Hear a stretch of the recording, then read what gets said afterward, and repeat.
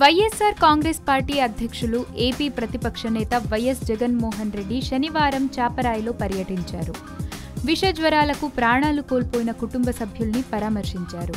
తన పర్యటనతో ఆ ప్రాంత ప్రజలు మనం ఉండే బాహ్య ప్రపంచానికి ఎంత దూరంగా ఉన్నారు, ఎలాంటి పరిస్థితుల్లో ఉన్నారో జగన్ తెలియజెప్పారని అంటున్నారు.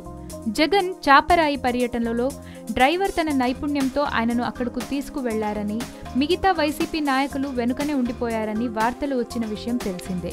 అయితే జగన్ ఎక్కిన వాహనాన్ని తొలుత పార్టీ నేత నడిపారట. ఆ తర్వాత క్లిష్టమైన మార్గంలో డ్రైవర్ తన చేతికి తీసుకున్నాడని అంటున్నారు. మాజీ మంత్రి జక్కంపూడి తనయుడు జక్కంపూడి రాజా తొలుత జగన్ వెళ్తున్న వాహనాన్ని నడిపాడని అంటున్నారు. జగన్ కాన్వాయ్లో ఉపయోగించే కార్లు ఆ రోడ్లపై నడవవు. దీంతో పోల్ వీల్ డ్రైవ్ ఉన్న వాహనాలను సమకూర్చారు. అయితే సెక్యూరిటీ లేని వాహనాలకు పోలీసులు తొలుత నో చెప్పటానికి, ఆ తర్వాత వైసీపీ నేతలు పట్టుబట్టడంతో ఓకే చెప్పారట. ఆ తర్వాత జగన్ 4 వీల్ వాహనంలో చాపరాయి వెళ్లారు. మారేడుపల్లి నుంచి చాపరాయి బయలుదేరారు.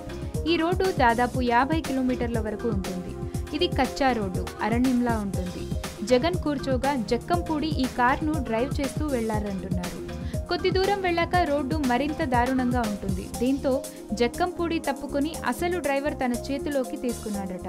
ఆ తర్వాత కొంత దూరం పూర్తిగా నడిచారు. ఆ తర్వాత కొందరు నాయకులు, సెక్యూరిటీ మాత్రమే చాపరాయి చేరుకున్నారు. అక్కడ ప్రజలను ఆయన కలుసుకున్నారు. కాగా జగన్ శనివారం చాపరాయిలో పర్యటించి బాధిత కుటుంబాలను పరామర్శించారు. చాపరాయి చేరుకునేందుకు జగన్ దట్టమైన అడవిలో వెళ్లారు. బురద, రాళ్లు, రప్పలు అనకుండా ముందుకు కదిలారు. అనంతరం ఆ గ్రామానికి చేరుకున్నారు. జగన్ చూపిన ఈ చొరవను అంతా ప్రశంసిస్తున్నారు.